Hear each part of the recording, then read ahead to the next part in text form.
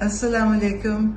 میرا یہ پیغام ہے ISF یوتھ ونگ PTI کے لیے، اور آپ کو خالد خورشید صاحب کی کال مل چکی ہے کہ آپ لوگ بھرپور طریقے سے 15 اکتوبر کو اسلام آباد میں پروٹیسٹ میں شرکت کریں اور اس کو لیڈ کریں، کیونکہ یہ ہمارے پاس ایک موقع ملا ہے ہمیں کہ ہم خان صاحب اور سب نوجوان جو جیلوں میں بند ہیں ان کو چھڑوائیں.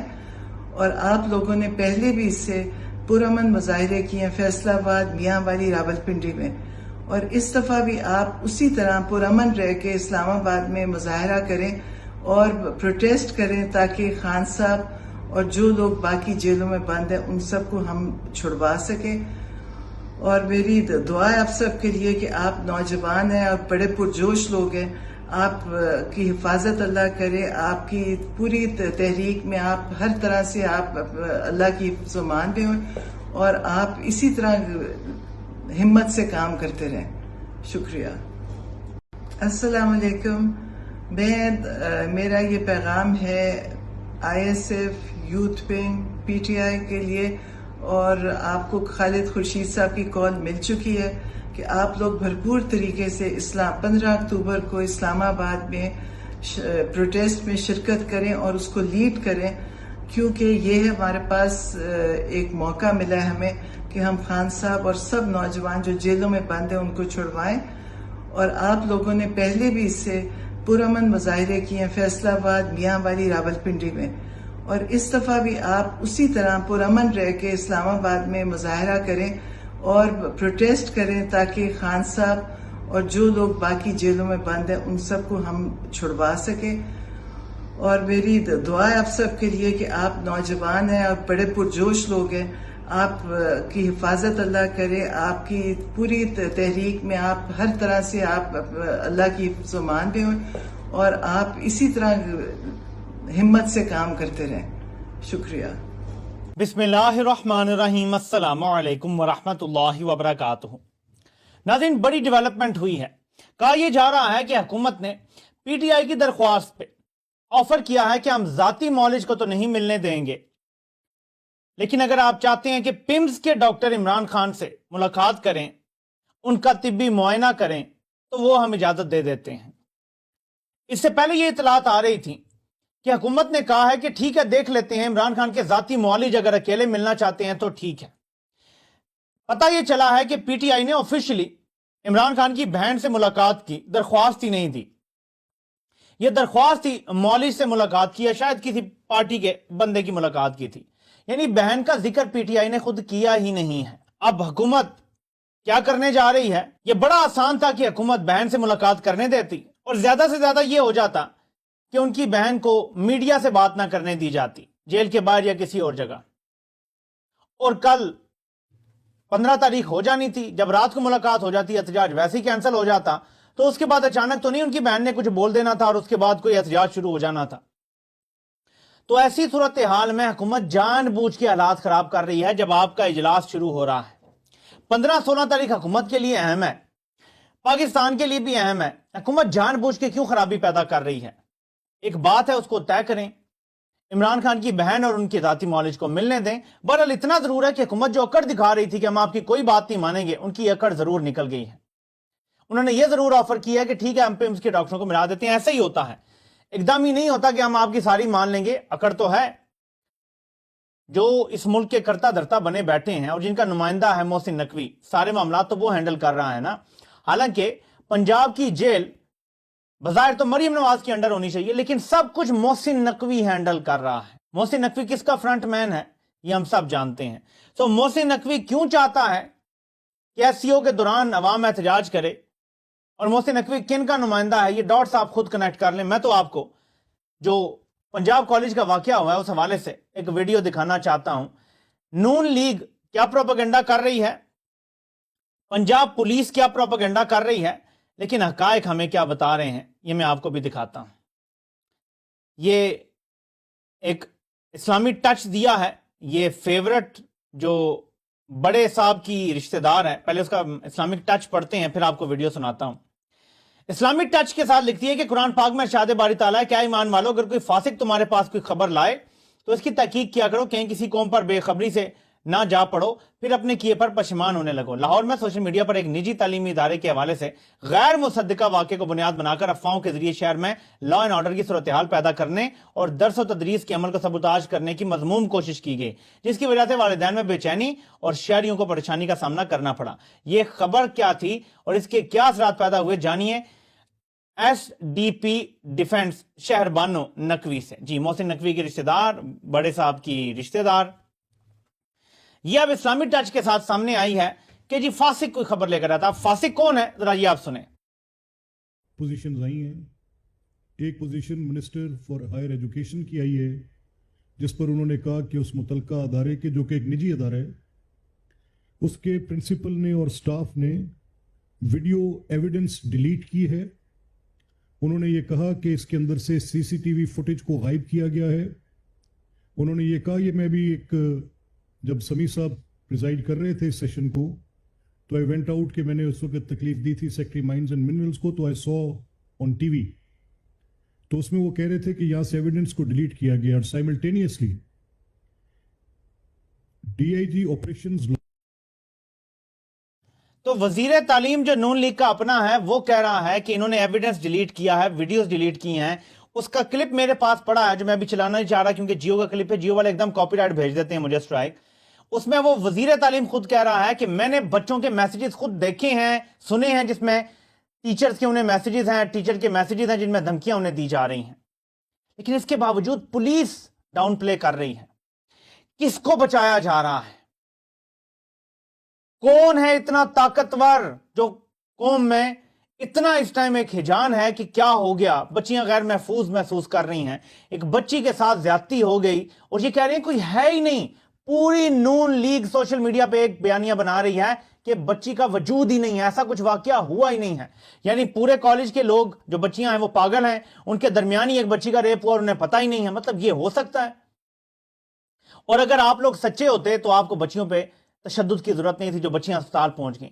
وہ بچہ جس کو مارا اور لو لوہان کر دیا کئی لوگوں کو, وہ آپ کو کرنے کی ضرورت نہیں تھی. بچے احتجاج کرتے, آپ ثابت کر دیتے کہ کوئی ایسی چیز نہیں تھی. مارا تب جاتا ہے جب کسی جرم پہ پردہ ڈالا جاتا ہے, یہ اس لیے کیا جاتا ہے. تو ناظرین, یہ تو ہے اس کے حوالے سے ایک خبر. اب آپ کو بتاتا ہوں جو اس ملک کا سب سے بڑا مسئلہ ہے. میں نے اس پر ٹویٹ بھی کیا ہے کہ اگر عمران خان سے آج کسی کی ملاقات ہوتی ہے تو عمران خان یہ کہیں گے کہ میری فکر چھوڑو اللہ کے بندو, آئینی ترمیم روکنے کے لیے جان دینی پڑتی ہے, جان دے دو. قوم کو خون بہانا پڑتا ہے تو خون بہائے, لیکن اگر 1947 کے بعد کوئی ایسا موقع ہے جب آزادی اور غلامی کے درمیان کوئی گیپ ہے تو وہ ایک آئینی ترمیم کا ہے. یہ آئینی ترمیم روکنی ہے, ہر قیمت پر روکنی ہے. اس کے لیے جتنی جانیں جاتی ہیں وہ جائیں, یہ عمران خان کہتے ہیں. لیکن پہلے کہا گیا عمران خان کی رہائی کے لیے احتجاج کریں گے, اب کہہ رہے ہیں صرف ملاقات کے لیے احتجاج کریں گے. لیکن اصل احتجاج عمران خان نے کہا تھا آئینی ترمیم کے لیے کرو, عمران خان نے کہنا تھا میری فکر چھوڑو, لیکن یہ کر رہے ہیں. تو اسی حوالے سے اپڈیٹ آئی ہے. فضل الرحمان نے کہا ہے کہ آئینی ترمیم وہ پاس ہوگی جو ہمارا مسودہ ہوگا, ورنہ نہیں ہوگی. آج فضل الرحمان نے ایک جلسے سے خطاب کیا ہے. مطلب فضل الرحمان آئینی ترمیم کرانے کے لیے تیار ہیں, لیکن اب کریڈٹ یہ لینا ہے جی کہ جو میں نے تجاویز دی تھی وہ پاس ہو گئی ہیں. اب اس میں کچھ چیزیں بڑی اہم ہیں. فوجی عدالت بنا کے عمران خان کا جو ٹرائل کرنا تھا, فضل الرحمان اس ترمیم کے حق میں نہیں ہے. بنیادی حقوق جو ختم کرنے والا تھا شک نمبر 8, اس میں جو ترمیم ہونی تھی وہ بھی نہیں. آرمی ایکٹ کو آئینی تحفظ دینا تھا کہ آرمی ایکٹ میں جو ہو گیا وہ آئینی تحفظ ہوگا, اس کو بھی نہیں چھڑا جائے گا. ٹھیک ہے, یعنی ایسی کوئی ترمیم نہیں ہوگی. تو یہ چیزیں تو فضل الرحمان نے نکال دی ہیں. پیچھے بون آف کنٹینشن ہے کہ اگلا چیف جسٹس کس نے بننا ہے. اس پہ فضل الرحمان دوسری پارٹی کے ساتھ راضی ہیں. اب دیکھنا یہ ہے کہ فضل الرحمان سارا کریڈٹ بھی لے لیتے ہیں کہ جی میں نے یہ ترمیم کروائی تھی, یا نون لیگ بیچ میں سے اب نکل جائے گی. نون لیگ کا فائدہ تب ہے کہ اگر قاضی فائدیسہ رہتے ہیں, اگر وہ نہیں رہتے تو نون لیگ تو صرف گالیاں کھانے کے لیے ہے. اور اگر 2.5 سال کی حکومت کے بعد بلاول کو وزیر اعظم بنانے کا فیصلہ ہے کمپنی کا, تو شہباز شریف کو کیا فائدہ ہے؟ اس نے پھر بھاگنا ہی ہے ملک سے بعد میں. تو اس لیے نون لیگ کا اس میں کوئی فائدہ نہیں ہے. فضل الرحمان پہلے بلاول سے ملاقات کریں گے کل, اور پھر نواز شریف سے ملاقات کریں گے. ایسے میں بڑا امپورٹنٹ ہے کہ فضل الرحمان کے ساتھ جو پی ٹی آئی کے معاملات ہیں, پی ٹی آئی نے کہا ہے کہ 3 سے زیادہ بندے حکومتی جماعتوں کے ہمارے ساتھ ہیں. میں آپ کو نمبر گیم بتا دیتا ہوں. नंबर गेम थी, हुकूमत के पास थे 211 लोग, आईनी तरमीम के लिए चाहिए 224, हुकूमत को 13 वोट दरकार थे। इस दौरान मेरे ख्याल में 1-2 सीटें काजी ने भी लेकर दी हैं, एक आध बाई इलेक्शन हुआ है, वो पीपल्स पार्टी जीती है, तो इनके नंबर हो गए 213, 12 या 13 ऐसे ही हैं। अब इसमें से 2 लोग निकल गए हैं, एक बलोचिस्तान की सीट है और एक पंजाब की आई थिंक सीट है। ये 2 सीटें निकल गई हैं क्योंकि इनको जबरदस्ती हुकूमती बेंचों में बिठाया गया था, लेकिन उन लोगों ने कहा जी हम वोट नहीं देंगे। एक साहब मुल्क से बाहर हैं और एक मुल्क के अंदर हैं और उनके खिलाफ रेफरेंस जा चुका है दोनों के खिलाफ, तो ये 2 सीटें फिर हुकूमत की कम होगी, दोबारा उन्हें 13 चाहिए। ऐसे में फजलुर रहमान के हैं 8, पीटीआई के तोड़ने पड़ेंगे मेंबरान। अगर मेंबरान तोड़ेंगे तो बात बनेगी, वरना नहीं बनेगी। अभी तक के इतलात के मुताबिक पीटीआई के 3 से 5 लोग हुक्मरान इत्तेहाद ने तोड़े हैं, 10 पे टोटल नजर है, 3 से 5 तोड़ लिए हैं। लेकिन दूसरी तरफ खबर यह है कि हुकूमती इत्तेहाद के 3 कम अज कम और 5 तक लोग पीटीआई से राब्ते में हैं, यानी इधर से जो ये तोड़ रहे हैं उधर से हुकूमती इत्तेहाद के अपने टूट रहे हैं। लेकिन मैं नेशनल असेंबली की बात ही नहीं कर रहा, उसको तो छोड़ दें। हुकूमत को 3 वोट चाहिए सेनेट में, 3 वोट चाहिए। अगर अख्तर मेंगल के दोनों वोट इन्हें मिलते हैं तब इन्हें 3 वोट चाहिए। अगर अख्तर मेंगल नहीं देते इन्हें वोट तो इनको 5 वोट चाहिए। फजलुर रहमान के 5 सेनेटर्स हैं, ऐसे में एक और वोट बड़ा कीमती हो गया है, और वो किसका है मेरे पाकिस्तानियों, गैस करो।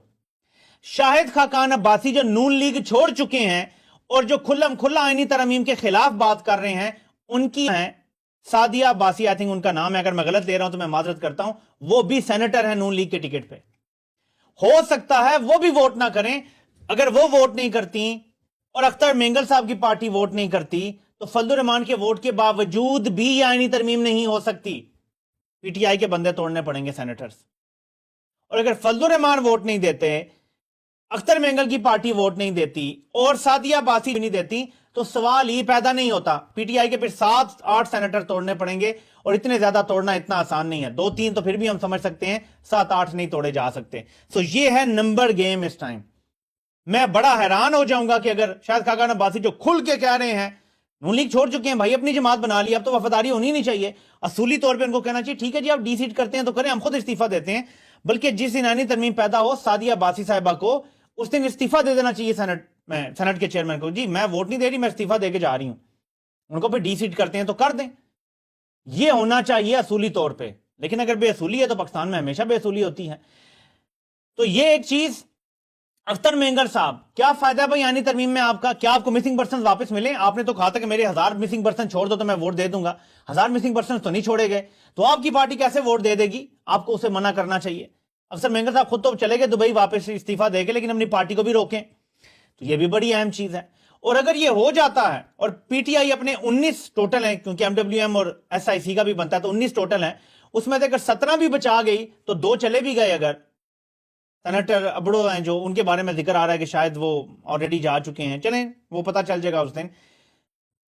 पीटीआई अपने अगर 17 सेनेटर बचा जाए 19 में से, और फजलुर रहमान हुकूमती तरमीम में वोट देने के लिए तैयारी ना करें, सादिया अब्बासी का वोट और अख्तर मेंगल के 2 वोट, गेम हुकूमत के हाथ से निकल जाती हैं। फिर अगर ये मखसूस नशिस्तें जो कि इन्होंने सोचा हुआ है 17 या 18 तारीख को इलेक्शन कमीशन मखसूस नशिस्तें इन्हें दे देगा और 13 वोट इनके पूरे कर देगा कौमी असेंबली में, लेकिन सेनेट में गेम फिर भी इनके हाथ में नहीं होगी जब तक अख्तर मेंगल अपने बलोचिस्तान के लोगों को धोखा ना दे, अपने मिसिंग पर्सन को धोखा ना दे और इनको वोट दे देगा। असूली तौर पर पार्टी छोड़ चुके, लादा हो चुके, वो वोट दे देती हैं, अपना जमीर बेचती हैं, तब होगा। और फजलुर रहमान इतनी बड़ी बड़ी बढ़ के मारने के बाद अगर हुकूमती तरमीम मान लेते हैं और आईनी अदालत बन जाती है, चीफ जस्टिस भी वो नहीं बनता जो बनना चाहिए, तो इसका मतलब होगा कि सिर्फ सौदे की गेम थी, कोई असूलों की गेम नहीं थी। तो इस टाइम हालात ये नहीं है कि सारे उनके हाथ में है। अगर पीटीआई प्रोटेस्ट करे 17-18 तारीख को, जो मैंने मशवरा बार बार दिया है कि आज से आप ऐलान करते 15 को यहां आने की जरूरत नहीं थी डी चौक, आपने 17 या 18 का एहतजाज रखना था, अभी भी वक्त है। 3 दिन दें लोगों को कि सब खैबर पख्तूनख्वा पहुंचे।